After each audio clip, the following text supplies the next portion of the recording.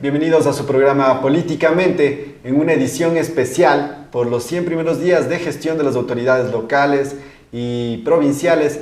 Esta tarde nos acompaña el consultor político Eric Álvarez, especialista en comunicación, con quien vamos a estar analizando los informes de los primeros 100 días de las autoridades locales, tanto del municipio de Riobamba como de la prefectura de Chimborazo. Vamos a analizar, vamos a ver cómo avanzan esos planes de gestión, cómo está la aceptación también de la gente en medida del avance de estos primeros meses del trabajo de las autoridades de los GAS locales. Damos la bienvenida a mi estimado Eric. Bienvenido, muchas gracias por acompañarnos hoy. Muchas gracias, estimado Ricardo, y por tu intermedio a Diario Los Andes por la invitación. En este espacio generado desde Los Andes, el periódico regional IFIT Comunicación, damos la bienvenida y queremos iniciar con el tema fundamental, ¿no? Es importantísimo que desde los medios analicemos esto, más allá de las coyunturas o del tema caliente de los favoritismos y de los informes que generan siempre las autoridades, estos espacios en los que generalmente están construidos solamente para emitir la información, que están acompañados siempre de un fortín de respaldo justamente, y que está siempre direccionado para aplaudir y destacar. Y aquí vamos a analizar precisamente lo destacado y también tal vez no tan destacado. Y en ese sentido, quería comentar, que nos cuentes cuál es lo importante, qué es lo fundamental de estos análisis, ¿no? de estas rendiciones de cuentas cortas, de estas primeras rendiciones de cuentas hacia la ciudadanía en estos primeros días. ¿Cuál es la importancia de esto? Bueno, es fundamental que dentro de los sistemas de comunicación que se van desarrollando a través de las instituciones se vaya rindiendo cuentas, se vaya informando a los ciudadanos sobre qué es lo que van realizando las autoridades electas, los mandatarios. Pues ellos tienen una tarea fundamental, que es la administración de lo público, la administración de los recursos de todos los ciudadanos, de todas las personas que habitamos en un territorio, y pues es fundamental que ellos transparenten cada ámbito de gestión, de administración, de los presupuestos, etcétera, y a dónde están destinando cada uno de esos recursos, a qué sectores, a qué segmentos de la población están yendo y beneficiando.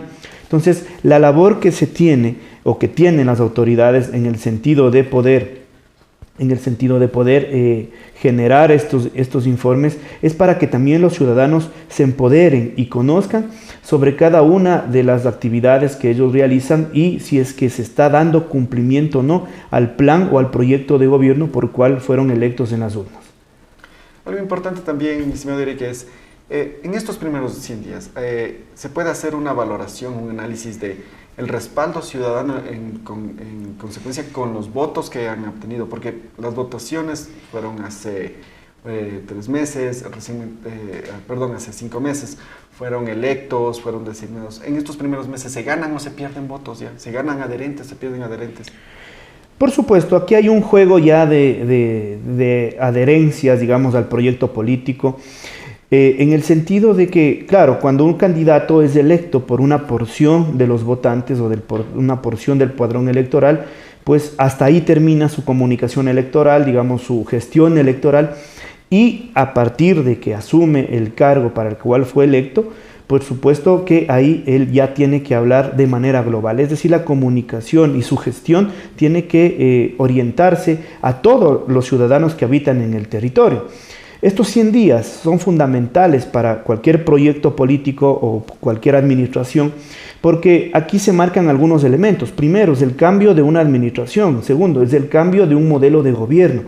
Es decir, los ciudadanos estamos viendo que se debe marcar un contraste, un antes y un después, en función de la anterior administración y de esta administración. Y tercero, no menor, que es la nueva impronta con la que, el nuevo estilo, la nueva impronta con la que las nuevas autoridades gobernarán y gestionarán el territorio en función de, por supuesto, los planes de gobierno que se hayan votado en las urnas. Entonces, estos elementos permiten a los ciudadanos ir valorando y, por supuesto, ir entendiendo el comportamiento de cada una de las autoridades en función del cumplimiento de sus planes. Ahora, lo que es fundamental entender que habría que ver si es que estos 100 días, obviamente hay planes, hay propuestas que no se pueden cumplir porque necesitan mucho más tiempo, pero ya se marca una hoja de ruta, ya se presenta un diagnóstico a la ciudadanía de cómo están, por ejemplo, las finanzas, temas de presupuesto, las cuestiones logísticas, las cuestiones de personal incluso, y cómo se van a ir desarrollando o ejecutando cada uno de esas propuestas que, insisto, tienen o votamos los ciudadanos en las urnas. Entonces ahí hay que analizar y buscar el mecanismo de que las autoridades generen un cierto consenso entre lo que ellos están gestionando y los ciudadanos de manera global, ya no para su porción de votantes o para sus simpatizantes. Perfecto, y como habíamos estructurado, vamos a dividir esto en dos bloques. En el primer bloque vamos a analizar el informe de gestión presentado por la Prefectura de Chimborazo, que ellos tienen un compilado de sus primeras gestiones. Y en el segundo bloque, el compilado de lo que se ha podido recabar sobre el informe que presenta la Municipalidad de Riobamba. Entonces vamos a presentarles el video que tiene este resumen que presenta la Prefectura de Chimborazo sobre la gestión de los primeros 100 días. 100 días de gestión. La Prefectura de Chimborazo, bajo el liderazgo del ingeniero Hermel Tayupanda, prefecto de la provincia, realizó varios trabajos en sus primeros 100 días de gestión. Limpieza del canal de riego Chamboguano en el tramo Avenida Milton Reyes. Atención emergente por el desastre natural en Trigoloma, Pallatanga. Atención emergente por el desastre natural en Huigra. Construcción del tanque reservorio en la comunidad Ichubamba, parroquia Cebadas de Guamote.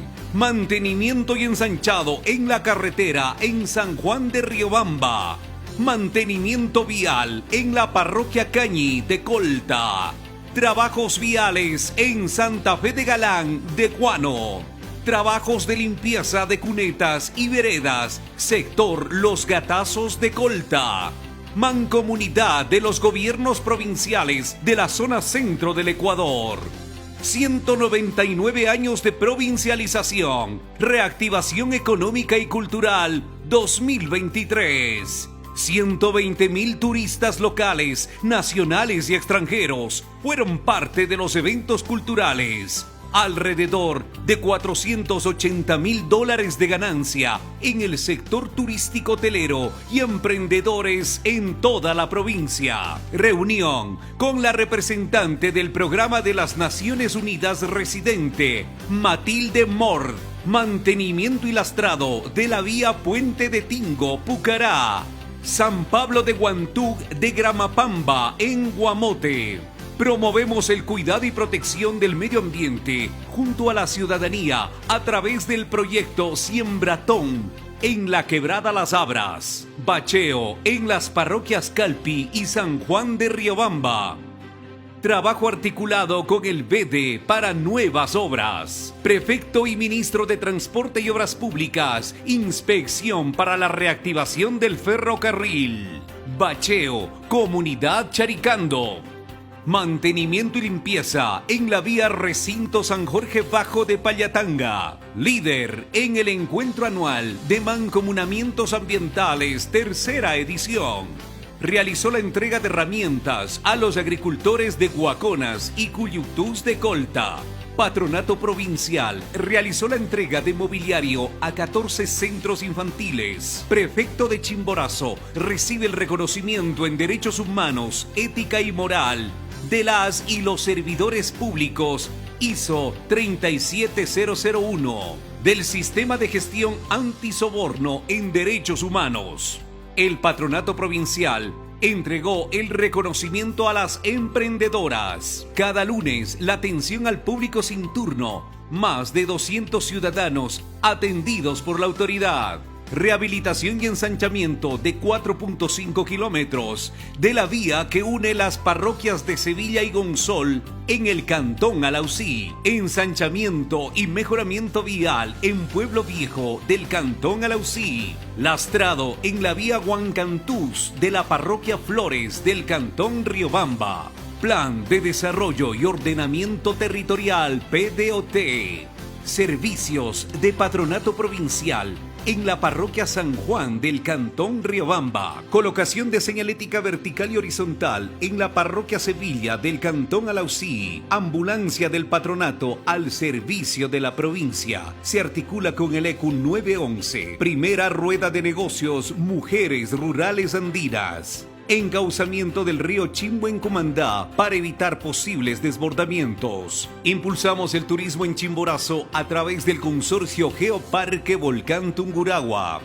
Asfaltado de 3.8 kilómetros en la parroquia San Isidro del Cantón Guano.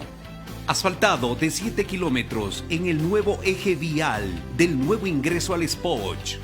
Limpieza de la quebrada Las Abras. Mantenimiento vial. Vía Miraflores Copalillo, Cantón Cumandá. Mantenimiento de la vía Paquibú de 3,5 kilómetros en la parroquia San Andrés de Guano. Entrega de unidades de coches para la comercialización de comida rápida.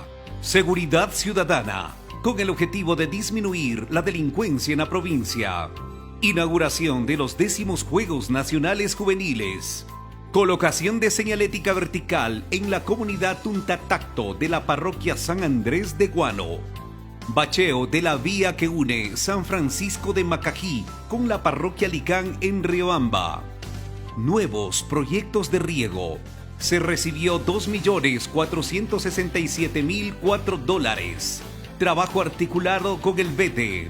Apoyamos a los emprendedores. Ferias de emprendimientos por parte del GAD provincial. Encuentro de autoridades territoriales, región andina en Bogotá, Colombia. Estas son solo algunas obras en los primeros 100 días de trabajo.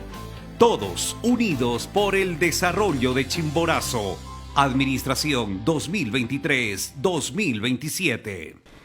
Como acabas de ver, este es un compilado que presenta la Prefectura de Chimborazo justamente resumiendo las actividades que han realizado estos primeros 100 días, donde destacan esencialmente bastante obra pública, algo el tema de conversatorio siempre en el tema turístico, todavía no se visibilizaba nada muy aterrizado, el tema también del trabajo de patronato, también entregas de algunas cosas. Entonces vamos analizando un poco de lo que es el informe que presenta estos primeros 100 días. Habían hablado un tema de vialidad.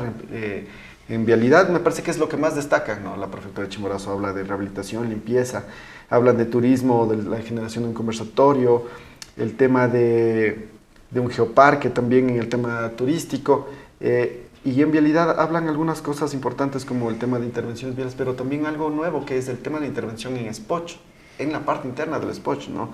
Y también algo que destacaban mucho que era el tema del ferrocarril, que han impulsado mucho, vienen trabajando fuertemente en ese tema y han alcanzado a una suerte de reactivación. En el tema de riego hablan de haber recibido más de 2 millones para trabajar en riego, y en seguridad ciudadana es un bache que hablan solamente ahí, pero no lo especifican mucho, ¿no? Eso me parece que es el informe de los primeros 100 días. Cuéntanos qué te parece este primer avance de gestión de la prefectura.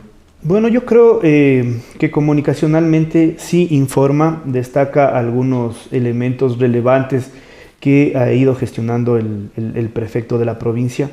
Por supuesto que genera de cierta forma información para que los ciudadanos podamos hablar, conversar sobre el tema, pero algo que es recurrente dentro de estos procesos de rendición de cuentas es que no se distingue la información de la comunicación, es decir, no se distingue qué es informar y qué es comunicar. Son conceptos bastante, digamos, los conceptos que estas palabras nos traen, nos ubican en dimensiones distintas. Por ejemplo, el informar es dar a conocer, por supuesto, informar, relatar ciertas cuestiones, pero comunicar es construir narrativas, es decir, ubicar en la opinión pública temas que sirvan para la conversación política de los ciudadanos en relación a ciertos temas.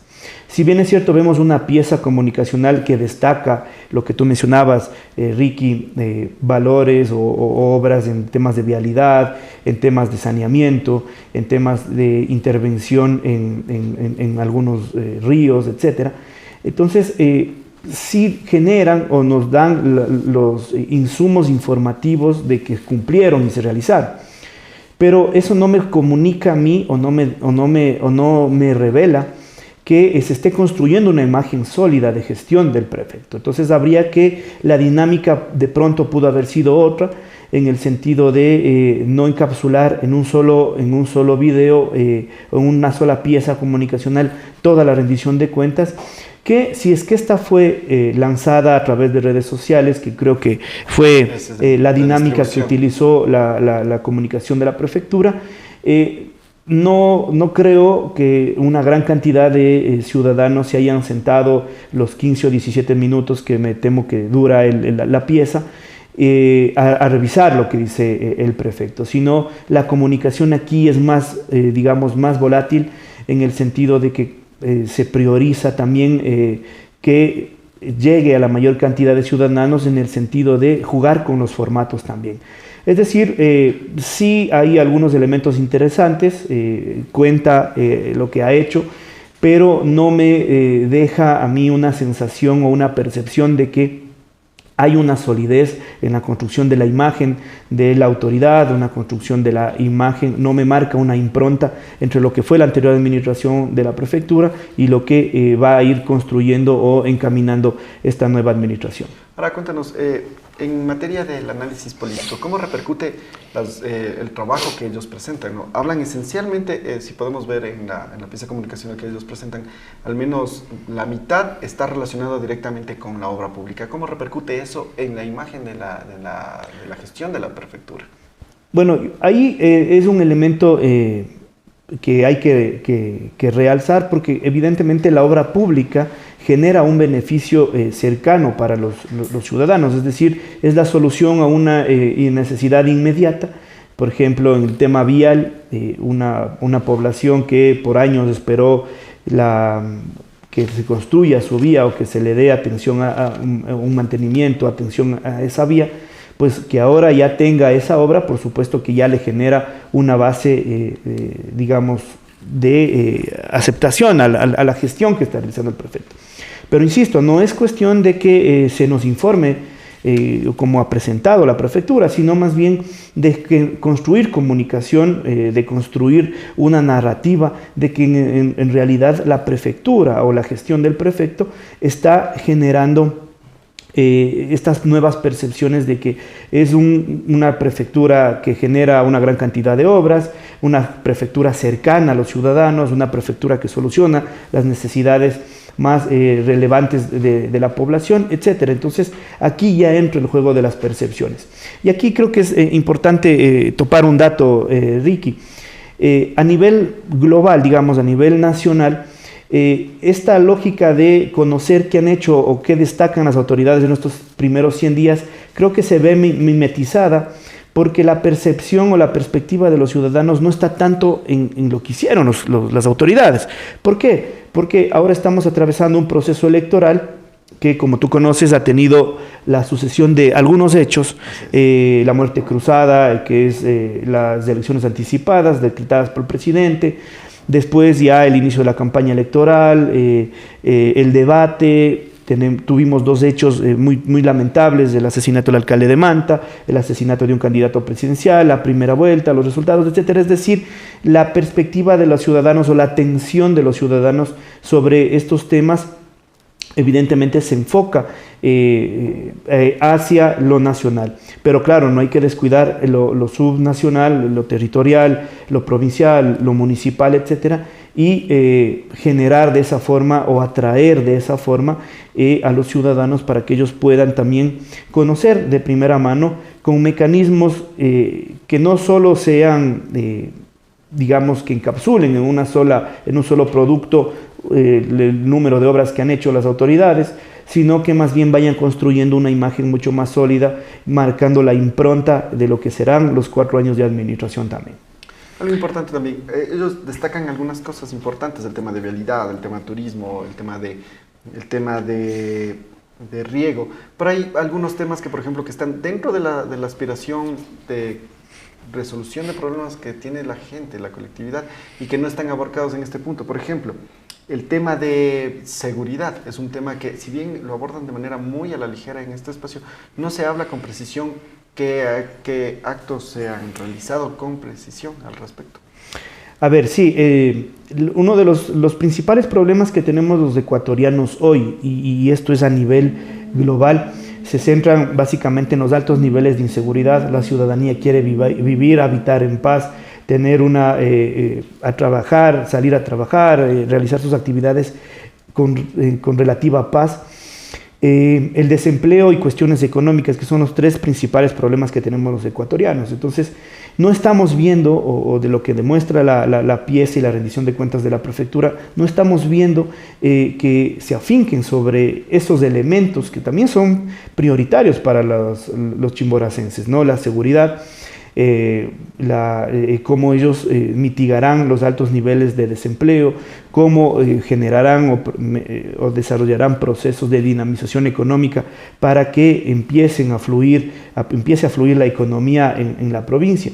Es algo que a mí, como te comentaba, me queda debiendo, en el sentido de que no hay o no marca, digamos, lo que habíamos mencionado, una hoja de ruta, o no canaliza de esa forma una articulación de pronto con otras autoridades para mitigar este mal o digamos este gran problema que estamos atravesando no solo los ecuatorianos, sino fundamentalmente los chimboracenses. Y otro tema que también queda un poco en el aire es el tema de que no se abarca, que no se analiza, pero que repercute directamente en estos primeros 100 días, y es el tema del distanciamiento con su viceprefecta. Es algo que lo habíamos visto en la administración anterior ya con el prefecto pasado, y el distanciamiento con su viceprefecta, y esto también sucede. Esto obviamente no entra dentro de las piezas comunicacionales que presentan oficialmente como institución, pero que también es algo que ha sucedido en estos primeros 100 días y que repercute de manera directa en la gestión y en la percepción que tiene la gente de la autoridad. Por supuesto, y es un tema que es fundamental también hablarlo. Si nosotros, digamos los electores, sufragamos en favor de un binomio, en este caso prefecto y viceprefecta, se supone que los dos deben trabajar de manera mancomunada, es decir, de manera articulada. Eso no sucedió, y ya tuvimos, tengo entendido incluso que está admitida la denuncia por violencia política de género a favor de la viceprefecta. La audiencia, me temo que será en el 17 de octubre, creo que es la fecha en que se ha comunicado, y eso también revela algo que es sustancial. Esta dicotomía, cuando se arman o se comienzan a construir las candidaturas, de que no sean parte de un mismo proceso político, es decir, que yo tenga que exportar o candidatos, es decir, de otra tienda política porque tiene un nivel de reconocimiento, un alto nivel de penetración en la mente de los electores, es conocido, etcétera, y de esa forma yo me lo traigo a mi campaña para que él sea candidato, sin ninguna formación, una visión o una perspectiva, primero política, segundo partidista, y tercero de visión de gobierno, de ser electos. Entonces aquí nosotros evidenciamos que esta ruptura, por supuesto, que va generando esas tensiones dentro de la administración de la prefectura, y pues se corre un altísimo riesgo que de ser resuelta esta causa a favor de la viceprefecta, el escenario sea la destitución del prefecto, como ha sucedido ya en los últimos años en algunos territorios, si no estoy mal, en el oriente, donde incluso en el cantón Loja, donde las autoridades del alcalde, los alcaldes habían proferido de descrédito a sus concejalas, a su vicealcaldesa, y pues de esa forma el tribunal contencioso valoró las pruebas, etcétera, y pues dictaminó la destitución y la pérdida de los derechos políticos de las autoridades. Ese es el riesgo que corre Chimborazo. Entonces habrá que ver cómo van funcionando, y obviamente es un mal que se debe erradicar.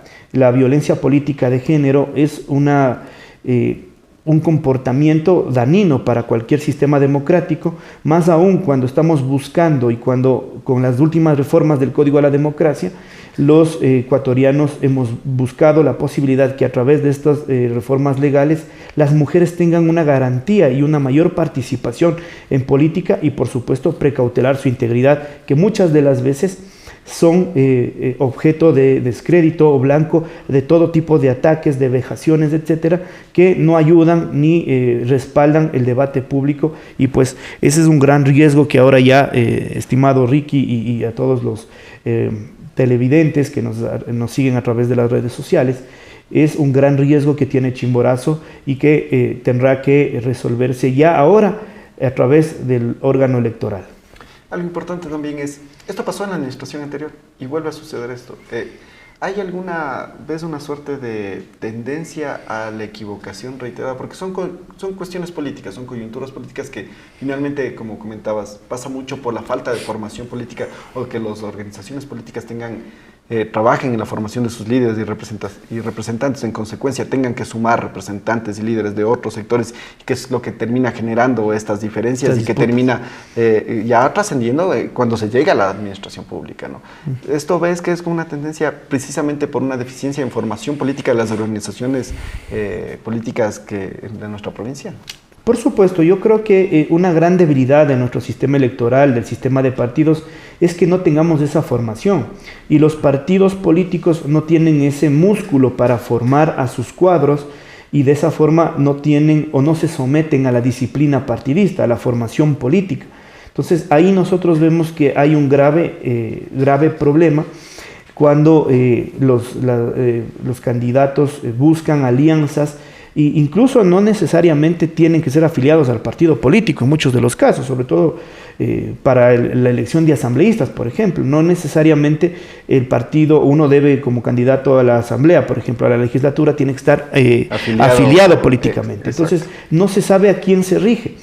Entonces el sistema de partidos, y eso es algo que desde el análisis, desde la politología, se ha conversado en debates, se ha hablado en términos de que se realicen las reformas al Código de la Democracia para priorizar este tipo de escenarios y que los partidos políticos sean partidos, instituciones como tal, que permitan formar sus cuadros, que permitan formar a sus líderes, que permitan tener capacitación y sobre todo una disciplina para saber a quién me debo.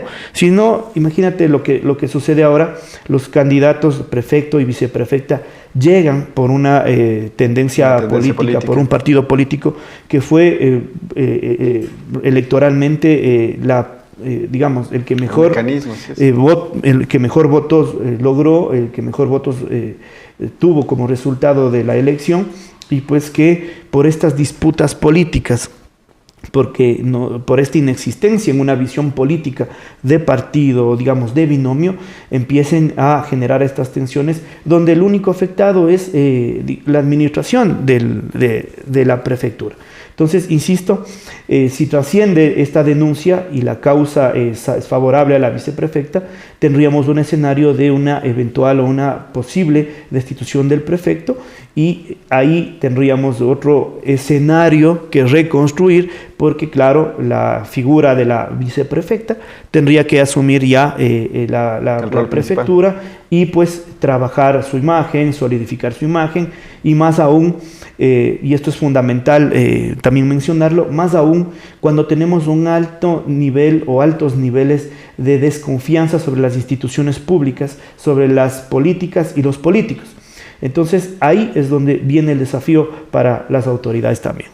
Finalmente, destacar también uno de los puntos destacados que se nos estaba pasando por alto de lo presentado es el tema del ferrocarril, que ha levantado bastante atención, por lo menos en lo local. Es el tema del ferrocarril, porque es un tema que estuvo pendiente durante mucho tiempo, desde el cierre de la administración del ferrocarril en la administración de, si mal no estoy, Lenín Moreno. De Lenín Moreno. Que se cerró esto y que estuvo siempre a la expectativa de la posibilidad de una venta, de convertir en una empresa pública o que se venda a un consorcio privado, y que finalmente nunca sucedió. Entonces, vemos como de a poco se está reactivando. Esto es un punto a favor, esto es algo destacado para la prefectura, para el alcalde, para el prefecto vigente. Podría ser.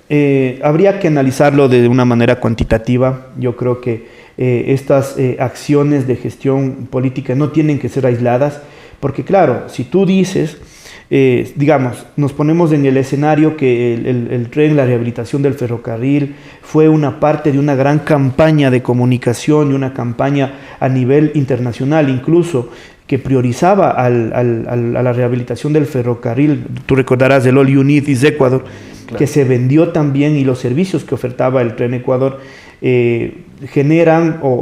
tuvieron un gran impacto, y obviamente eso ha generado que se desarrolle el turismo y se dinamice la economía, pues tiene una valoración positiva. Ahora habría que ver si es que cuando se cerró el tren o las actividades del ferrocarril, poblaciones como Alausí, Pistichí, Huigra, que son territorios que vivían de la dinámica del ferrocarril, cómo quedaron después de esto, ¿no? Entonces, habría que valorar si es que en efecto movilizar o nuevamente retomar este tema le surte al prefecto o le surte a la gestión de la prefectura un envión positivo en el sentido de poder gestionar, digamos, que esto sea un hecho cierto. Y pues lo más importante es que los ciudadanos saber cómo se valora aquello. Aquí hay algo que es fundamental. Si es que políticamente o presupuestariamente o logísticamente es inviable, con los mensajes que se empezaron a difundir ya, con la expectativa que se empezó a realizar, cabe analizar incluso si es que es viable la posibilidad de la rehabilitación del tren y el nivel de expectativa que está generando entre la ciudadanía y la población. Si es que no es favorable o no se puede desarrollar, porque estamos... No se concreta el proyecto. No se concreta el proyecto porque estamos también a puertas del cambio de un nuevo gobierno. Exacto. Y el gobierno también priorizará, porque tiene 17 meses para gobernar, priorizará ciertos aspectos. Esperemos que el turismo, y sobre todo por el bien de Chimborazo, el ferrocarril sea rehabilitado y tenga digamos, sea lo que fue el ferrocarril. Entonces, lo que vamos a ver es un control de las expectativas. Si el prefecto dice se va a mover, o la prefectura dice vamos a tener el tren rehabilitado, eso supone, o ese mensaje solamente, ya nos dice que todo el sistema férreo dentro de Chimborazo va a ser rehabilitado. Pero si después me dicen o nos salen a los ciudadanos que solo va a ser por ciertas etapas o por ciertos tramos, entonces ahí la palabra del prefecto queda en desmedro y pues se va disminuyendo su nivel de confianza, porque no se están manejando las expectativas, no hay un control de las expectativas que se están generando sobre la ciudadanía. Perfecto, con esto llegamos al final de este primer bloque, en donde hemos analizado el informe que ha presentado la Prefectura de Chimborazo, los pros y los contras de estos primeros 100 días de la Prefectura de Chimborazo. Regresamos en unos instantes con el segundo bloque, donde vamos a analizar precisamente el informe y lo presentado por el municipio de Riobamba también. Les invitamos a seguirnos en las cuentas oficiales de Los Andes, del periódico regional, que van a aparecer en la parte inferior, y regresamos en unos instantes.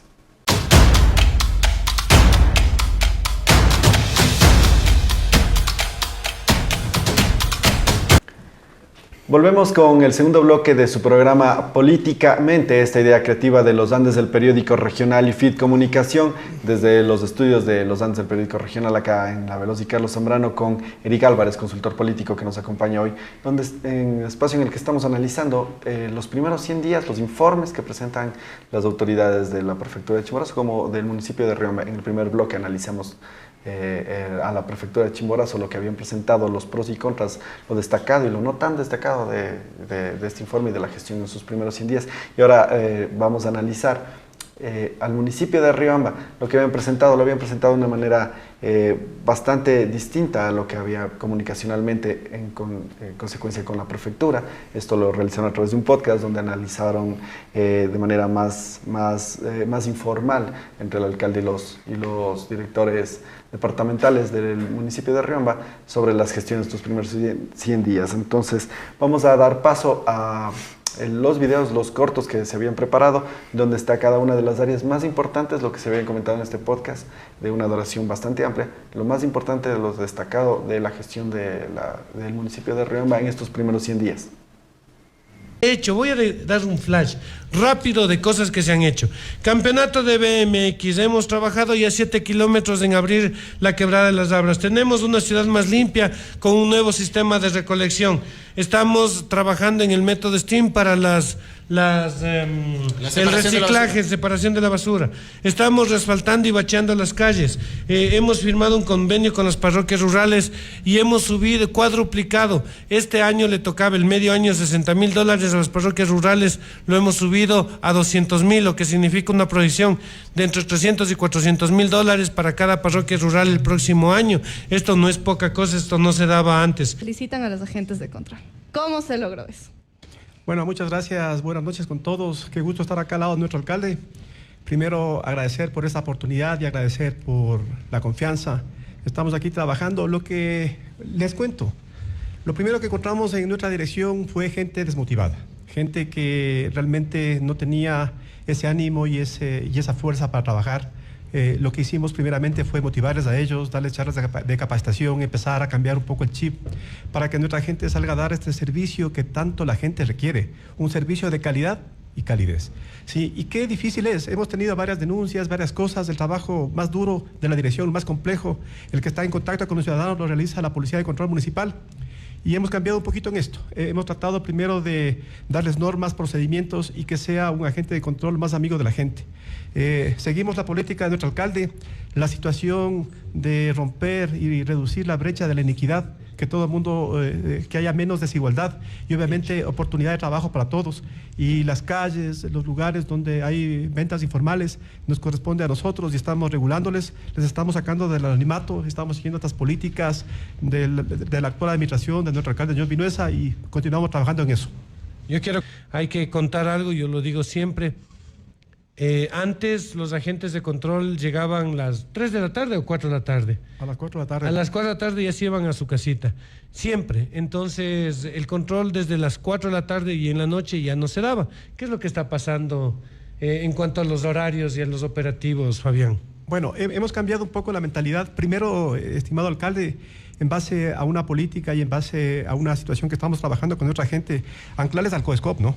Que estamos trabajando en esto. Hemos presentado ya los estudios directamente a la alcaldía, hemos presentado los estudios al departamento financiero, hemos presentado los estudios al departamento jurídico para que nuestros agentes se anclen al COESCOP. Con esto ¿Qué significa anclarse al COESCOP? Porque hay gente que no cacha. ¿Qué es COESCOP? ¿Sí? Yo también hacía. El COESCOP es una ley, obviamente, de entidades de seguridad ciudadana y orden público, donde nuestros agentes van a anclarse acá. Es ponerles es grados. Un código orgánico. Es ponerles grados. Así es. Como los militares. Como los militares, como los policías. Lo mismo con los bomberos, ¿no? Efectivamente. Hay que entender que el COESCOP fue aprobado en el 2017 y hay una normativa que da 6 meses para que todos los cuerpos de seguridad, tanto municipal, agentes de control municipal y agentes de tránsito, se anclen a esto. Han pasado 6 años y todavía no estamos anclados. Pero esta administración está haciendo un cambio diferente y esto ha cambiado el chip de nuestros agentes. ¿Y esto en qué le significa para la ciudadanía que no es agente de control? Bueno, el hecho de que los agentes estén anclados al COESCOP. Lo que significa primero es que los agentes ya no van a trabajar sus 40 horas diarias, estimado John. Ellos ya van a trabajar acorde a la necesidad de la ciudad. Entendemos que los problemas no se dan de lunes a viernes hasta las 4 de la tarde. Los problemas empiezan en la noche, especialmente pasado las 8 o 10 de la noche, los fines de semana. Y necesitamos nosotros la normativa legal para sacarles a estos agentes a la calle que puedan trabajar. Aparte de ello, que nuestros agentes están motivados y van a hacer un plan de carrera. Y nosotros hemos estado trabajando en esta lid y nuestros agentes están ya cambiado el chip en este sentido. O sea, que salga fuera de horarios de trabajo.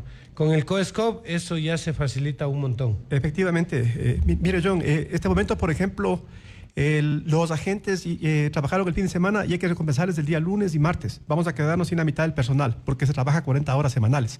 En todo caso, estamos cambiando esto. Hemos hecho mesas de justicia, nos hemos reunido ya con jueces, con el juez de la niñez y de la adolescencia, nos hemos reunido con el intendente, con los comisarios, nos hemos reunido con representantes de la fiscalía y estamos anclando ya a todos los comisarios que tenemos para salir en la noche, para que los trabajos se hagan en conjunto. La situación del COE que activó nuestro alcalde, el COE cantonal, esto ya está en funcionamiento. Los trabajos ya no son simplemente del municipio, son trabajos coordinados conjuntamente con Policía Nacional, conjuntamente con Fuerzas Armadas, conjuntamente con las autoridades de control, Fiscalía y lo que tiene que ver con Comisaría e Intendencia. El trabajo es en conjunto. A la gente lo que le interesa no es cuál le dé el servicio, lo que le interesa es tener seguridad.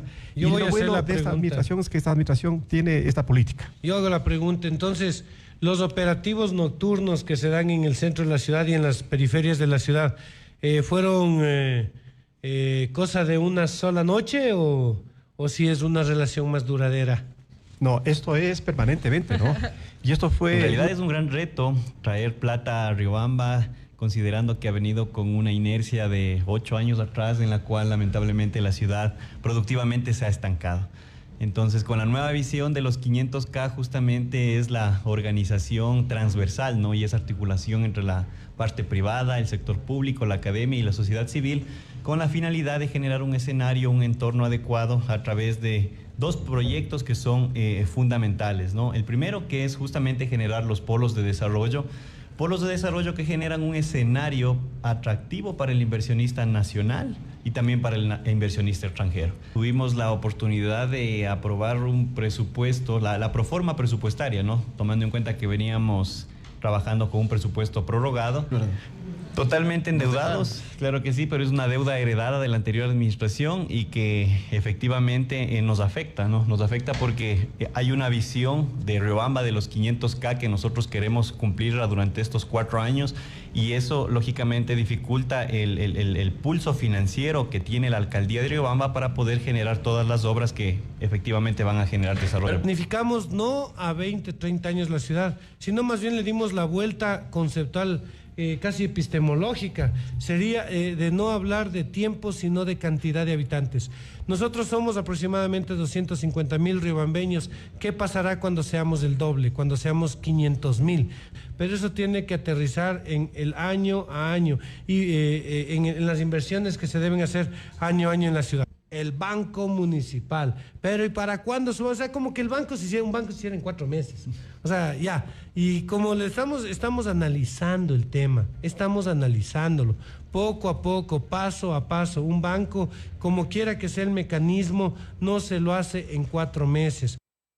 En el centro histórico de Riobamba tenemos un gran problema. Yo creo que el problema pasa primero porque muchos ciudadanos no creen en las casitas antiguas, creen que las casitas antiguas no permiten el desarrollo, dicen. Y por eso es que tenemos que convencerles a los vecinos que tener una casa antigua es una mina de dinero. Es una mina de dinero, pero para que esa mina de dinero funcione hay que restaurarla. Para restaurarla primero hay que convencerle al dueño de que es bueno restaurarla. Además de que una ciudad sin centro histórico es una ciudad bastante apagada. Una ciudad sin centro histórico es una ciudad aburrida. Y por eso es que le pedí a Miriam, que ha trabajado bastante tiempo en el tema patrimonial, a que le preste atención. Y una de estas cosas que tenemos es la Casa Vélez, una casa que estaba totalmente abandonada. Cuando quisiera que nos cuente qué es lo que vio cuando recién llegó y qué es lo que hemos hecho en Casa Vélez, que es la que está aquí en El Espejo y 10 de agosto, ¿no? Al lado de la Casa de los Correos. Sí, bueno, es lamentable cómo encontramos la Casa Vélez abandonada, sucia, tenía elementos, espacios sin piso, de tierra, amontonadas basura. No nos olvidemos también el tema de las palomas, que también es otro de los elementos que afectan a los bienes patrimoniales. Se hizo una mejora de la cubierta, ¿no? Sí, se hizo una limpieza conjunta con los bomberos, la cual fue bastante importante, sobre todo para el tema de la época invernal. Pero sobre todo tenemos que también indicar que habían elementos que ya no estaban dentro de la casa. Si ustedes pueden ver, hay una escultura, hay una base de una escultura, pero la escultura en sí ya no existe. Ahora, ahora, esto que pasó en la Casa Vélez pasa en muchos otros lugares, también en las casas privadas. Y hay muchas casas que se están cayendo. Hay una casa en la García Moreno y Veloz que la vamos a recuperar. Y aunque es privada, es necesario que esta casa sea recuperada y hay que seguir los procesos legales. Y si es que tenemos que reconstruirla desde el municipio y luego que tenga que pagar el dueño de casa, pues tiene que hacerlo. Pero no podemos dejar que se boten las casas antiguas del centro histórico. Si alguien quiere construir un edificio nuevo y tiene alrededor, tiene un montón para construir. Hay terrenos, espacios La mitad de la ciudad está vacía, está sin construcciones y no es dable que se quiera botar una casa antigua para construir un edificio nuevo cuando hay espacio donde hacerlo. Sí, justamente lo que hemos analizado durante este corto tiempo es que la problemática con los propietarios de las casas patrimoniales del centro histórico son diversos. Sobre todo es un tema de herederos y ahí hay problemas también legales, que es lo que ha transcurrido en este pequeño tiempo. Hemos tenido propietarios que desean vender y los nuevos compradores quieren justamente botar las casas, hacer edificios nuevos, lo cual les hemos indicado que no es posible porque tiene que ir todo anclado a un tema de defensa del patrimonio cultural. Pero pónganlo a la... Una de las primeras actividades que tuvo es, si no me falla la memoria, el proyecto de las cuidadoras del patrimonio, ¿no? En las que las guardianas del patrimonio, con quienes la Dirección de Cultura trabajó con las unidades educativas, con los más pequeños, con las más pequeñas, para fomentar instalar, fortalecer esta idea de cómo cuidar el patrimonio. Es que muchas veces vemos y decimos eso, como dijo nuestro alcalde, es una casa vieja. Pero realmente, ¿qué representa el patrimonio para nosotros? Porque es importante cuidarlo, preservarlo y también educar a la gente en el patrimonio de esta ciudad de Riobamba. Sí, justamente uno de los proyectos que se empezaron fue Guardianes del Patrimonio. ¿Por qué es importante? Porque tenemos que empezar también desde los niños a que se empiecen a apropiar de lo que tenemos y ellos a su vez sean los transmisores hacia los demás personas para que puedan entender cómo podemos proteger este patrimonio. Fue maravilloso los guaguas de la escuela... Las Salesianas. Las Salesianas me invitaron después de que vinieron por diferentes edificios y nos contaban cómo se habían sentido el ser riobambeñas por haber conocido los edificios y las cosas que se hacían. Hay otro patrimonio que hay que mencionarlo, es el patrimonio cultural. Nosotros tenemos los pases del niño, estamos organizando las cosas para que esos pases del niño se fortalezcan, pero que estén más ordenados, que se definan las calles, los horarios, los lugares y que no haya el desorden que luego suele haber. Tenemos el tema de declararle como bien patrimonial de la UNESCO a todo el centro histórico y eso requiere también primero una declaratoria nacional, todo un proceso que no se lo hizo antes pero que hay que hacerlo ya. Creo que dentro de estos días de que a veces no conocemos qué es el patrimonio y que fue algo controversial también que se vino con esta administración es justamente este proyecto al que llamaron Plaza Bicentenario, que está anclado justamente con la Casa Vélez y es el muro, la controversia del muro. Cuéntanos un poco, ¿qué fue eso? La gente decía, pero se puede votar, esto no significa patrimonio. Y luego resulta que el INPC nos decía que no se puede votar. ¿Qué pasó ahí con ese proyecto? Justamente se tuvo que reorganizar ese proyecto porque hay unas observaciones del INPC que en su momento no fueron atendidas. Actualmente se está incorporando estas observaciones y obviamente es el tema de proteger el bien y proteger el muro que es de carácter patrimonial y anclándose a esto pues se hará obviamente un proyecto integral que podrá permitir tener la casa rehabilitada junto con su patio posterior, obviamente para dar el uso apropiado de un museo, de actividades culturales, actividades artesanales, actividades gastronómicas, todo lo que necesitamos que vaya repotencializándose en nuestro centro histórico. Ha sido en realidad problemáticos los primeros días. Sin embargo, con el apoyo de todas las personas de la Alcaldía Ciudadana, del señor alcalde, a quien le expreso mis respetos y mis saludos, hemos podido ir solventando todos estos inconvenientes en estos 120 primeros días. Gracias, hermano, yo sé. A ver, aquí yo quisiera que cuentes algo que es algo que a la ciudadanía le preocupa. Dicen, pero siguen los mismos en los mercados, los mismos inspectores, los mismos administradores. Hemos podido cambiar a cierta parte del talento humano, todos entendemos cómo quedó la administración y lo difícil que ha sido desvincular y vincular al personal. En este punto, nosotros hemos tomado la iniciativa de cambiar a la gran parte de administradores, a la gran parte de inspectores y también atraer a las personas que estuvieron en otras direcciones. Con ellos hemos fortalecido esta administración. Estamos pasando un examen especial de Contraloría. Para cumplir con este examen, nosotros tuvimos que trabajar arduamente en el levantamiento del catastro real de los mercados. Nosotros ahora ya sabemos los puestos como están, encontramos puestos que eran de 4 metros pero utilizaban 8, entonces estamos regulando. Y uno de los comentarios de la gente es qué pasa con los trámites de adjudicaciones. Expresarles a todos que terminamos el examen de auditoría y empezamos un nuevo proceso. Para este proceso estamos proponiendo la nueva ordenanza de mercados, ya estamos trabajando y pues es un poquito de paciencia nada más para mejorar el servicio a la población. Además, estamos embelleciendo el sistema, queremos proyectar un cementerio que también lo estamos trabajando para que podamos cubrir este servicio. Proyectamos un cementerio que tenga el servicio de cremación, salas de velación, un camposanto amplio y pues para eso trabajamos con las otras direcciones. En el Camal cumplimos toda la normativa, estamos bien, tenemos un nuevo administrador, él también está sumado a la administración. Pero ya no podemos seguir teniendo el Camal en medio de la ciudad. Lo estamos proyectando para Calpi, a Calpi hay que llevar. Al polígono industrial, a las grandes manzanas. Al polígono industrial, al nuevo parque industrial que va a ser allá por Calpi. Atentos a los inversionistas. Y también estamos proyectando la apertura de la feria de comercialización de ganado en el mes a finales de octubre.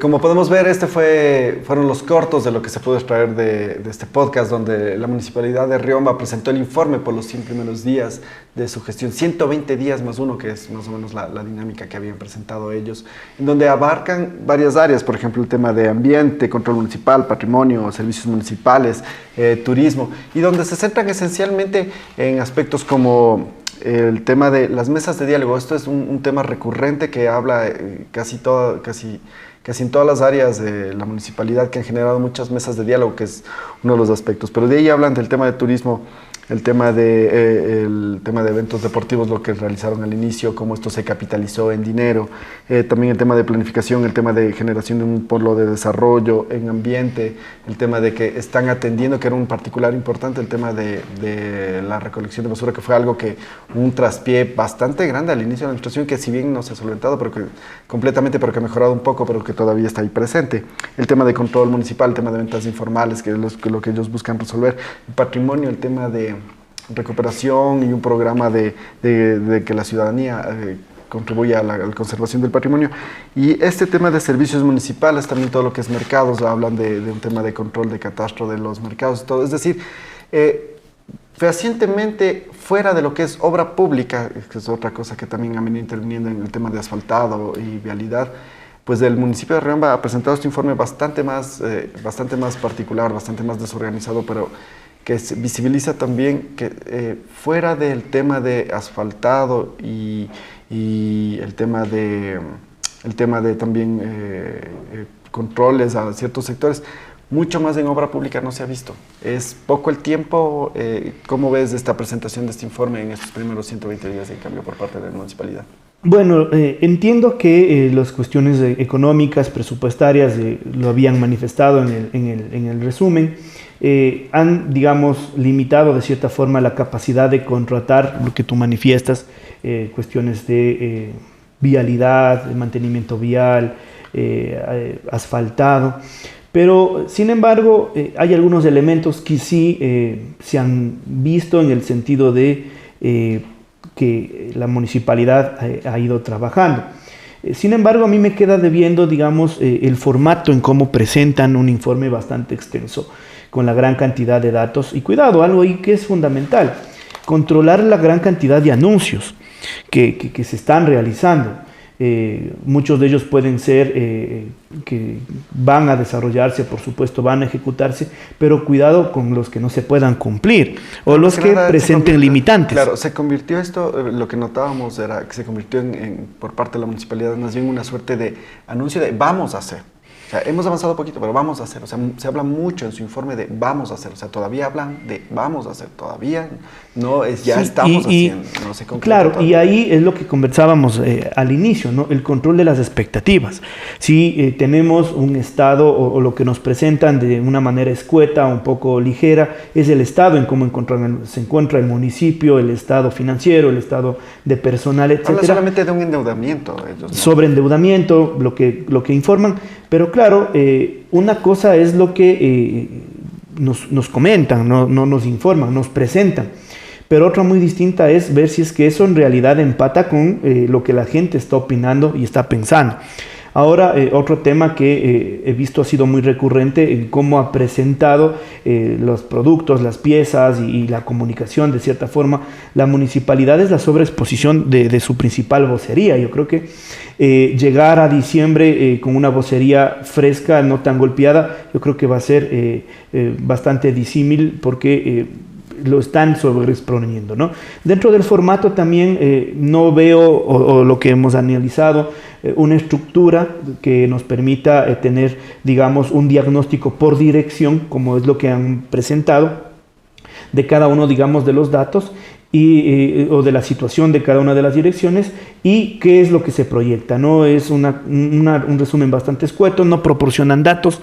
La gente que está interesada en el tema, que tiene, digamos, esa simpatía por conocer cómo avanza la administración de lo público dentro de las instituciones, en este caso de la municipalidad, también quiere saber si es que ha habido una reforma o una reorganización en cualquier sector, cómo se ha hecho, en qué mecanismos han sido utilizados, cómo se ha hecho, etcétera, para ir determinando también cómo es el tipo y el estilo de administrar por parte de la alcaldía, del alcalde en este caso, y de su equipo de gobierno también. Algo importante es que ellos destacan esencialmente estos aspectos, pero hay cosas que quedan en el aire, que era lo que habíamos analizado también por el lado de la prefectura, que es, en cambio, lo que no sale en el informe, que son hechos y sucesos que vienen acompañándoles a ellos y que tal vez no lo abarcan de manera oficial, pero que también es meritorio de análisis. Y, por ejemplo, ahí analizamos cosas como, por ejemplo, es algo que queda muy en el aire o se lo dice de manera muy ligera, otro pendiente constante de la ciudadanía, el tema de seguridad. Es un tema que también queda pendiente. Sí. Que le compete y que me parece que hasta de cierta manera le compete, tiene mayor campo de acción incluso la municipalidad en comparación con la prefectura. Claro, es un tema que es recurrente, ¿no? Y al analizar las prioridades que tenemos los ecuatorianos en función de los problemas más inmediatos, la seguridad se torna uno que es clave, ¿no? Si no hay seguridad, cómo se dinamiza el comercio, cómo se va a dinamizar la economía.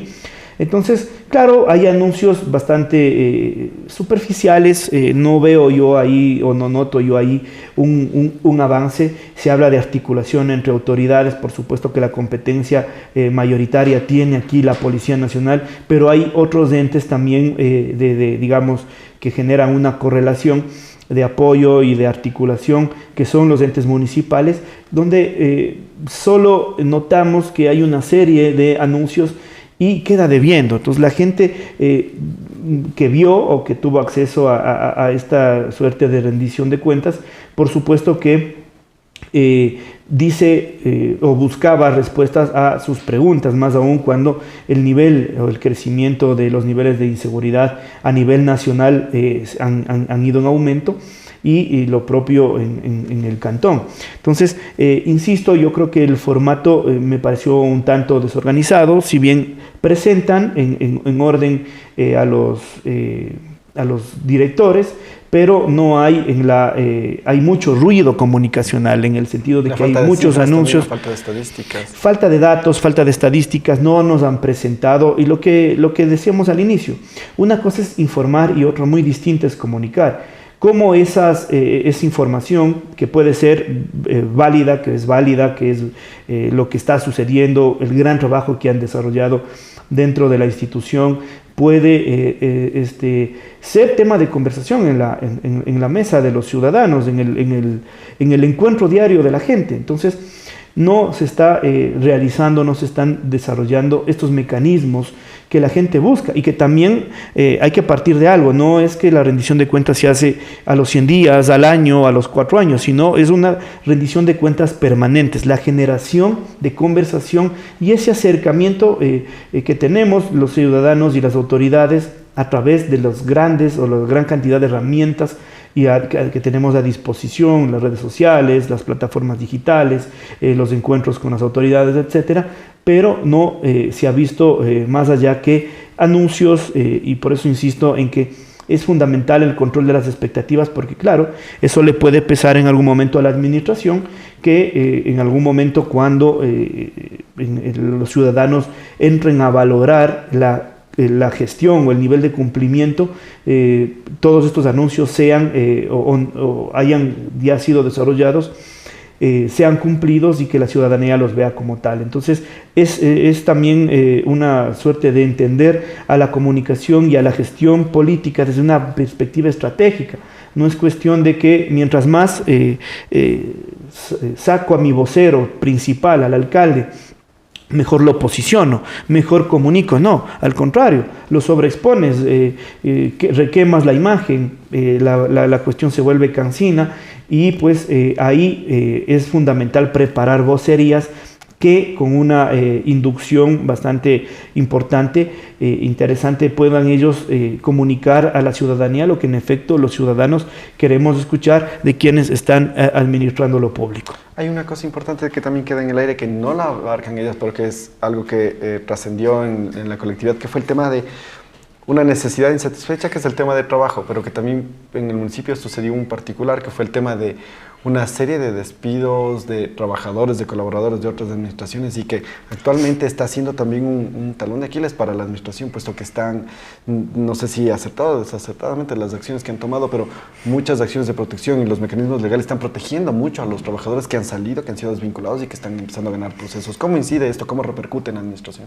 A ver, esto evidentemente genera un golpe, por supuesto, a la administración, porque, a ver, si los datos te demuestran o te revelan que hay un excesivo número de personal contratado o que tiene relación de dependencia con la institución, por supuesto que hay que depurar.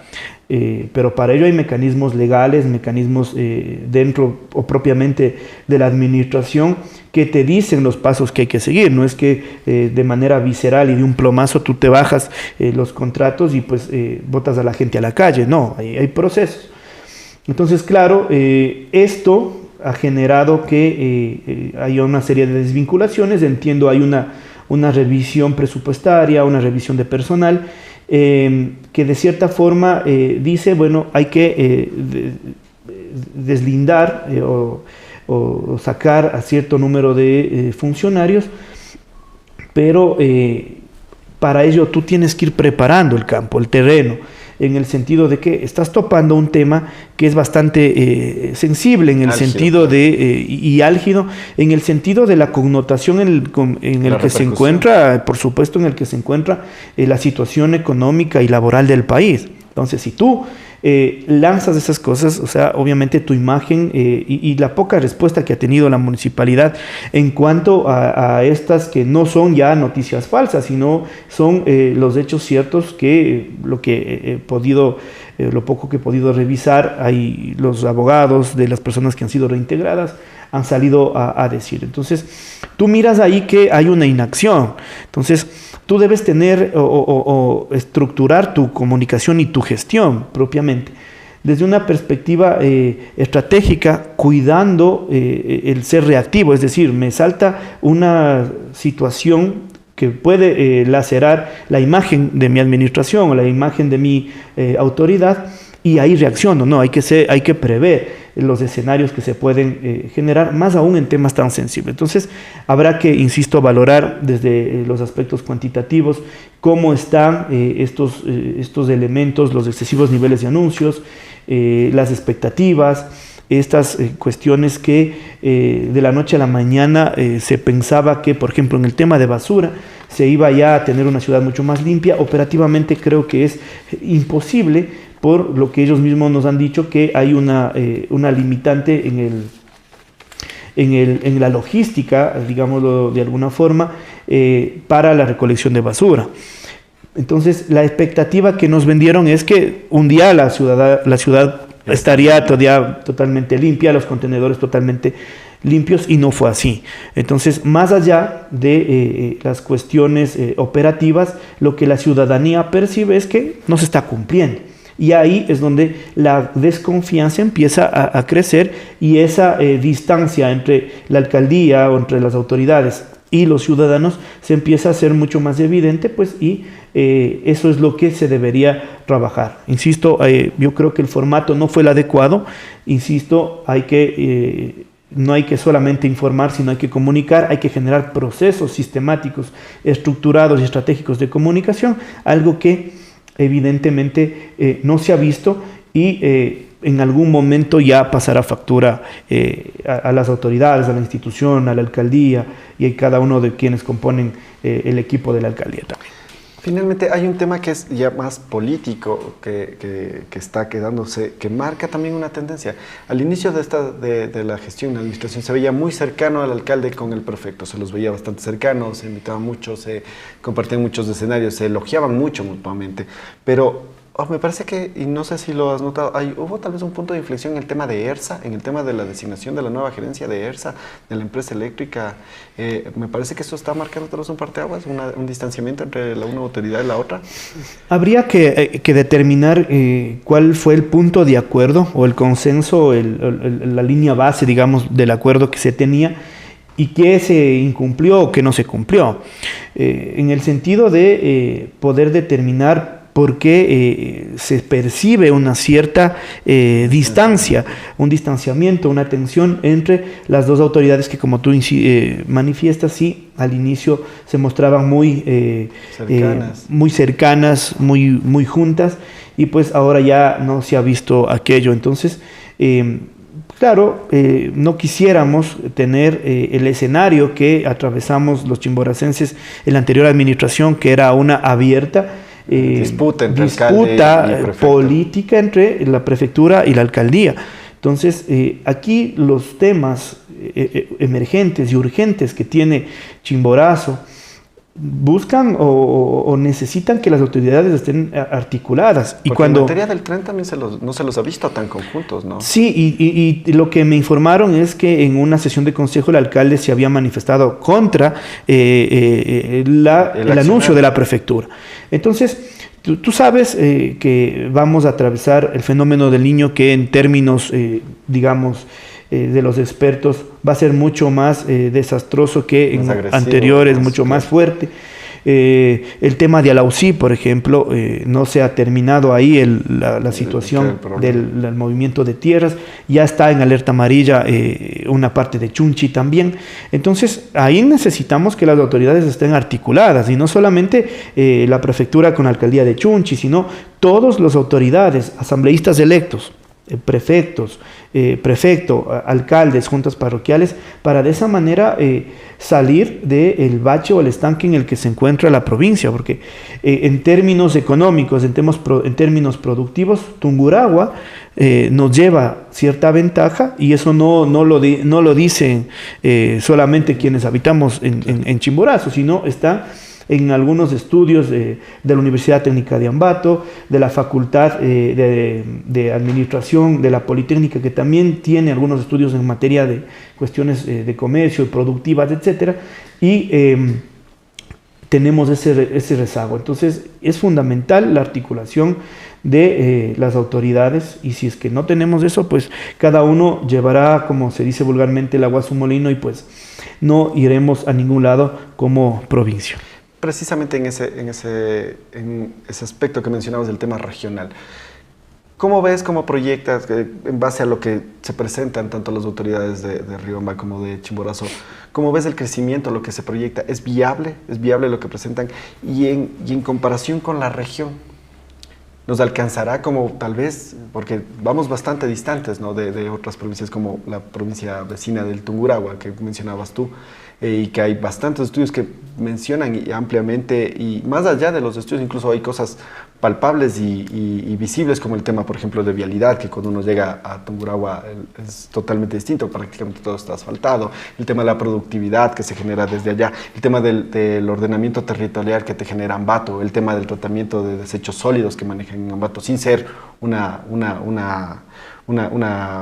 referente internacional, pero que está mucho mejor trabajado que acá. Entonces, ¿sientes que con lo que nos están presentando, que es el primer sensor de las autoridades locales, para cuando terminen los 4 años, estaremos más cerca de los estándares de la región, o por el contrario, seguiremos siendo estancados, seguiremos estando lejos? Yo creo que con lo que se ha visto, difícilmente pudiéramos nosotros disminuir esa ventaja que nos lleva provincias como Tungurahua, por ejemplo, en los elementos o en los factores que tú manifiestas.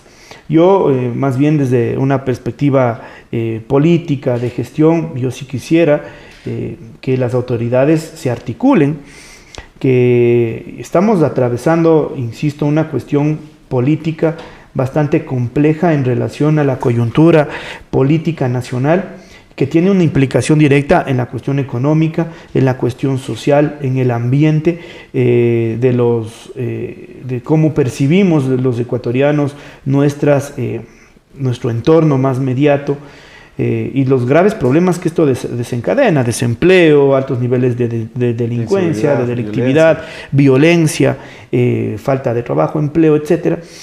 Y es lo que nosotros no hemos visto, que las autoridades nos quieran ya o busquen sentarse en una mesa para solucionar estos temas más álgidos.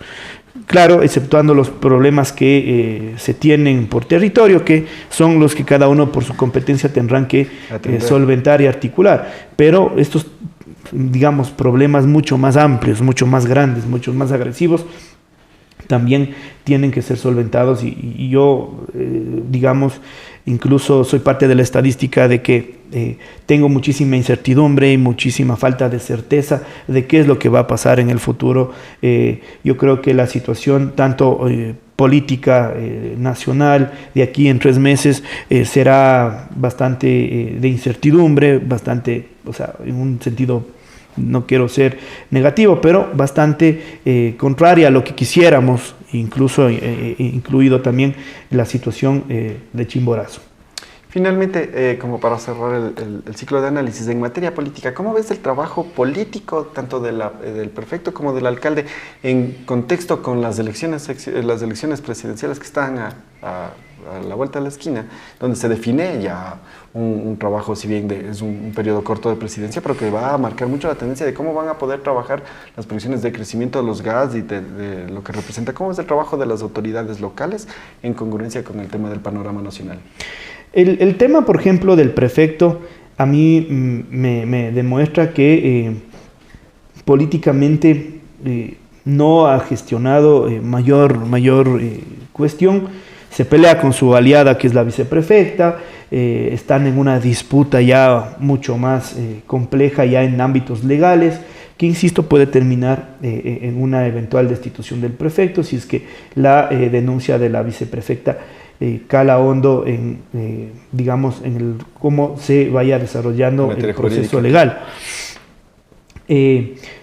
Plantea él un candidato a la asamblea, no tiene los votos, es decir, se disminuye electoralmente, ¿no? No sucede lo mismo con el alcalde. Sí, es más cauto, me parece. Sí, es más cauto, creo que se ha manejado un poco más pasivo, en el sentido de evitar tener, digamos, o evidenciarse un respaldo abierto. Un respaldo abierto con lo que sí hizo el prefecto, por ejemplo. Abiertamente, la información estuvo con una tendencia política para la presidencial de primera vuelta. Habrá que ver cuál es su anuncio para la segunda vuelta. El alcalde no se ha manifestado en ese sentido, pero él políticamente apoya o respalda una candidatura a la asamblea que llega como favorita. Y ahí también tiene ya un espacio bastante importante, que es una voz, digamos, dentro de la asamblea, y que puede también, de cierta forma, con el gobierno que sea, articular ya en ministerios, operar ya en ministerios, porque ya la figura del legislador también ya le da una investidura, una connotación distinta, y él podrá operar de cierta forma en los ministerios, quizás cuestiones de presupuesto, cuestiones de gestión, cuestiones políticas. Sé que el Banco del Estado habría entregado un crédito a Riobamba. Eso también me parece interesante, porque eso habla también de cierta gestión, ¿no? Eso también habla de que hay un trabajo político, de que hay una relación política, y de pronto esta puede ser el resultado de el paso del alcalde por la asamblea también. Entonces, Son factores interesantes. Ahora habría que ver cuál o cómo ellos van a operar, digamos, sus bases sociales, sus bases políticas, su capital político, a quién van a entregar o van a apoyar para esta segunda vuelta presidencial, que tampoco no es una cuestión menor.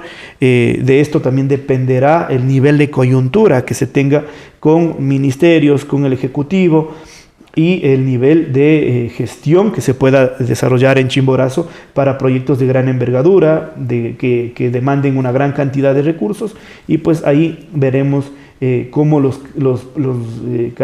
autoridades se van manejando políticamente. Perfecto. Te agradezco, estimado Eric, por habernos acompañado en esta jornada de análisis, donde revisamos los informes tanto de la prefectura como de la municipalidad de Riobamba, en donde presentaron las primeras muestras de la gestión. Te agradecemos por tu tiempo, por contribuirnos siempre, por brindarnos de este criterio desde tu perspectiva, desde tu formación. Con eso llegamos al final de este programa especial de Políticamente, por los primeros 100 días de la administración pública de los GADS de Chimborazo y del municipio de Riobamba. Les agradecemos a todos, les invitamos a seguirnos en las cuentas oficiales de los Andes del periódico regional, y nos veremos en una próxima ocasión.